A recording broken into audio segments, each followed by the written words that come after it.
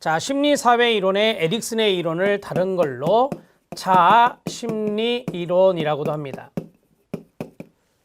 심리사회 이론의 기본적인 키워드를 잡아보도록 하겠습니다. 개인 심리와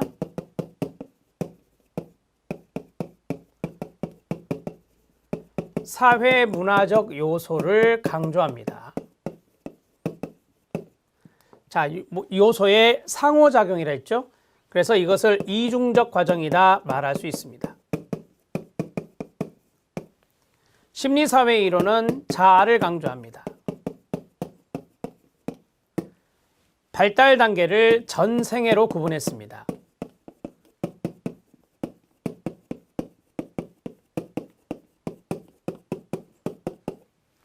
자, 우리가 봤죠? 1단계에서 8단계까지 구분했습니다.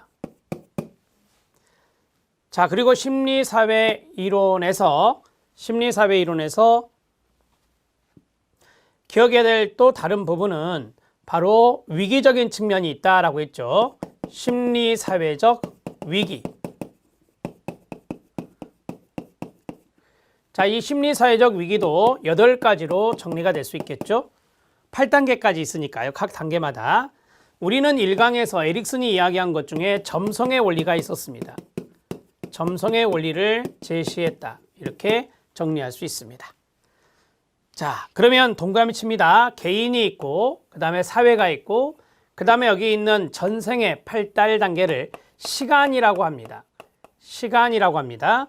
따라서 이 시간적인 측면까지 정리를 해주시면 되고요. 심리사회 이론의 사회는 사회적 관계를 말합니다. 사회적 관계와 그 다음에 자아를 강조했다고 했죠. 자아 특질과 병리 이러한 것들을 정리한 것이 바로 심리사회 이론이다. 이렇게 정리할 수 있습니다. 자, 이제 8단계 들어가겠습니다. 8단계를 쭉 세팅하겠습니다. 1, 2, 3, 4, 5, 6, 7, 8입니다. 여기에 단계명을 쓰겠습니다. 단계명은 동의어가 있는데 첫 번째 1단계를 영하기 이퀄 유아기, 그 다음에 두 번째 유아기,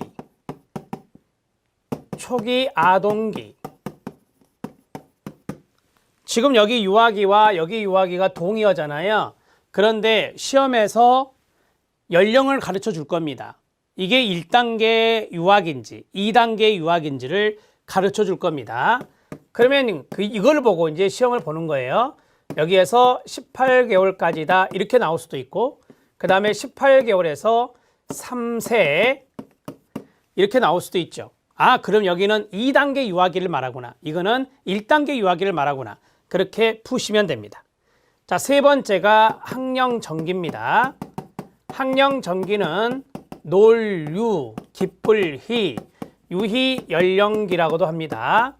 3에서 6세가 되겠습니다. 자, 그 다음에 학령기입니다.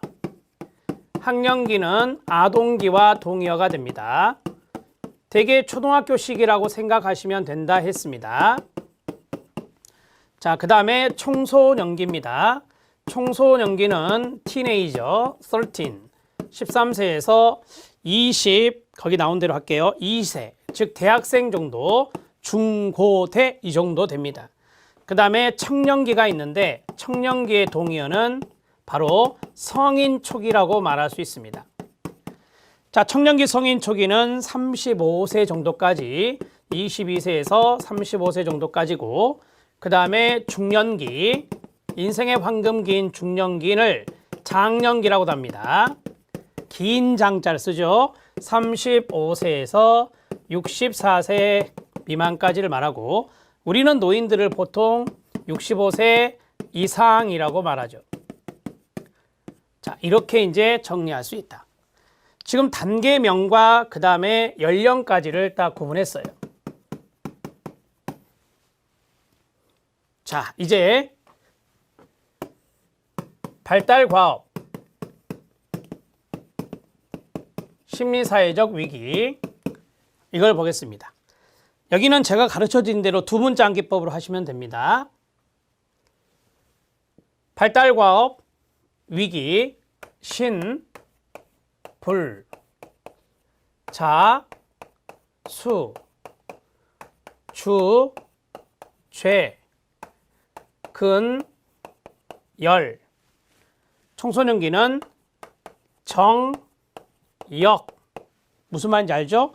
정체감 형성대 역할 혼란입니다. 친, 고, 생, 침, 통, 절입니다. 자, 이렇게 해서 8단계를 정리하셔야 돼요. 만약에 연결 문제에서 친밀감 대 침체감 이렇게 나오면 틀려요. 친밀감은 고립감과 대비가 돼야 됩니다. 자, 정리가 됐죠? 주요 관계 범위입니다.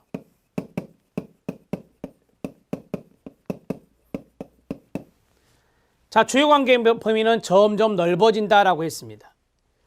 자, 주요 관계 범위의 첫 번째는 엄마입니다. 두 번째는 부모입니다.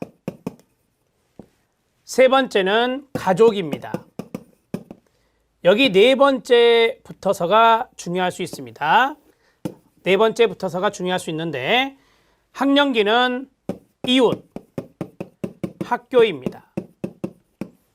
자, 이웃이 들어간 이유는 되게 고학년, 4, 5, 6학년 때 친구 집에 잘 놀러 가죠. 이웃이 이 아이의, 이 학년기 아동의 관계 범위에 들어가게 되는 겁니다.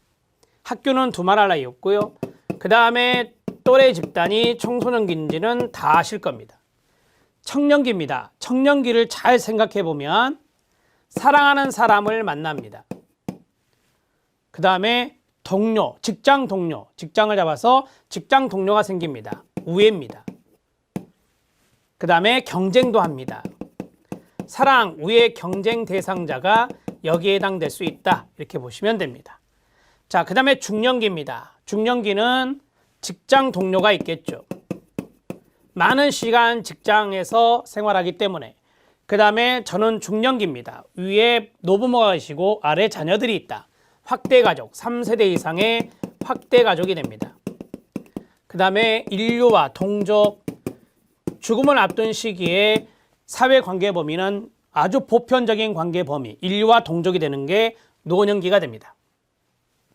자아 특질 들어갑니다. 자, 자아 특질, 영아기의 자아 특질이 있는데 영아기는 신뢰감을 형성할 수 있는 희망이 중요합니다. 자율성을 형성할 수 있는 의지가 중요합니다. 주도성을 가질 수 있는 목적 의식이 중요합니다. 목적이라고도 나올 수도 있고요. 근면성, 친구 사귀는 능력, 공부하는 능력, 운동하는 능력, 이러한 능력이 강조되는 시기가 학교 들어간 아동기 학년기입니다. 이때 중요한 것은 성실입니다. 청소년기 때는 중학생, 고등학생, 대학생 때는 성실이라는 자아가 중요하다. 청년기 때는 사랑이라는 자아가 중요합니다. 중년기 때는 배려라고 하는 자아가 중요합니다. 노년기 때는 바로 지혜라고 하는 자아가 중요하다고 합니다. 우리는 기본적으로 여기까지 공부를 하셔야 돼요. 여기까지가 바로 시험에 잘 나오는 것입니다. 정리해 놓으시고, 자, 그 다음에 병리를 봐주세요. 병리는 제가 암기하는 방법을 가르쳐 드릴게요. 병리에 위축의 위에 동그라미 치시고 강박행동의 강자에 동그라미 치시고 그 다음에 억이 있죠. 억에 동그라미 치시고 그 다음에 무력의 무자에 동그라미 치시면 됩니다. 그러면 이 네 글자를 읽어보세요. 위, 강, 억, 무가 됩니다. 위, 강, 억, 무가 되고 그 다음에 거, 부에 거에 동그라미 치시고 그 다음에 배척이 있죠. 배자에 동그라미 치시고 그 다음에 거절이 있죠. 앞에 거부가 있고 뒤에 거절이 있잖아요. 거절에 동그라미 치면 돼요. 두 개 다. 그 다음에 경이 있습니다. 경멸, 경자에 동그라미 치면 됩니다. 그러면 어떻게 외웁니까? 거, 배, 거절, 경. 거, 배, 거절경 이렇게 외우시면 돼요. 그러면 앞에서부터 쭉 두 문장 기법 해봐요. 위, 강, 억, 무. 그 다음에 거, 배, 거절경 이런 식으로 한번 읽으세요. 시작. 위, 강, 억, 무. 거, 배, 거절경 이런 식으로 두 문장 기법 외우시면 돼요. 아직까지 제가 시험에 많이 등장하지 않았다라고 말씀을 드렸습니다. 자, 병리. 자, 이 병리는 바로 이제 이쪽에 있는 것과 조금 대비되는 거겠죠. 여기는 긍정적인 자아 특질이고 여기는 부정적인 병리가 되는 거니까요. 위, 강, 엉, 무, 거, 배, 거절, 경 이런 식으로 외우시면 된다. 자, 이해되셨죠? 우리가 이제 위는 그 위축이라는 말이 있습니다. 희망과 좀 이렇게 생각을 하시면서 해보시면 위축, 그 다음에 강박행동, 그 다음에 억제, 그 다음에 무력, 그 다음에 거절이 있고 여기는 거부가 되고요. 그 다음에 배척, 그 다음에 경멸이 된다. 자, 이런 식으로 해서 빨간색의 두 문장 기법을 외우시면 될 것 같습니다. 자, 에릭슨의 이론을 쭉 정리해 드렸습니다. 에릭슨의 이론에서 여기 있는 1단계부터 5단계까지 이것과 연관성이 있는 프로이드는 이건 안 쓰셔도 됩니다. 구, 항, 남, 잠, 생이다. 이렇게 이제 정리할 수 있다 이거죠.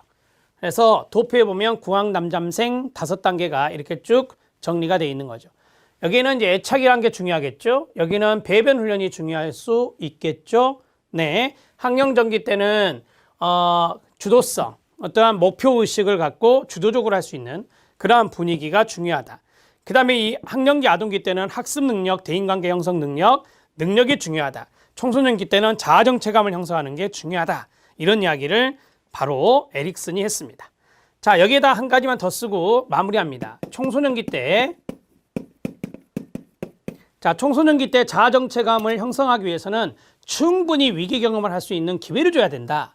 그래서 심리사회적 유예기라고 심리사회적 유예기라고 에릭슨은 지칭을 했다. 이렇게 정리해 놓고 심리사회 이론을 마무리합니다. 자, 다음 이론이 분석심리 이론입니다. 칼 융의 이론입니다. 여러분, 이 칼 융의 이론은 우리 시험에 많이 등장하지 않습니다. 그래서 여러분들이 개념 정도 잡아주시면 될 것 같다라는 생각을 합니다. 융의 분석심리학과 지그문트 프로이드의 정신분석의 기본적인 차이는 첫째, 동그라미, 리비도와 관련이 있는데 프로이드의 리비도는 성적 에너지, 성적 본능 에너지라 했고요. 융은 일반적인 생활 에너지에 가로치면 돼요. 융은 일반적인 생활 에너지를 리비도라 했습니다. 두 번째 차이는 성격에 있어서 과거, 동그라미, 과거 어린 시절의 영향에 대해서 프로이드가 강조를 했었죠. 그래서 과거를 찾아내는 게 상당히 중요한데 반면 융은 성격은 생활 속에서 후천적으로 변할 수 있고 후천적의 동그라미, 미래의 동그라미, 미래의 목표와 열망에 의해서 형성된다라고 했습니다. 여러분, 이 융이 가장 강조한 발달 단계가 중년기입니다. 그래서 중년기는 아시다시피 인생의 후반부에 있는 거예요. 그래서 후천적으로 생활 속에서 생활의 에너지가 리비도니까 생활 속에서 후천적으로 변할 수 있다고 본 게 성격이고 융의 성격 이론이고 또 하나 과거보다는 미래를 중요하게 생각한다. 그 미래가 바로 예를 들어서 중년기라고 말할 수 있다. 그래서 이 미래의 목표와 열망에 의해서 형성된다고 믿었던 것이 칼 융입니다.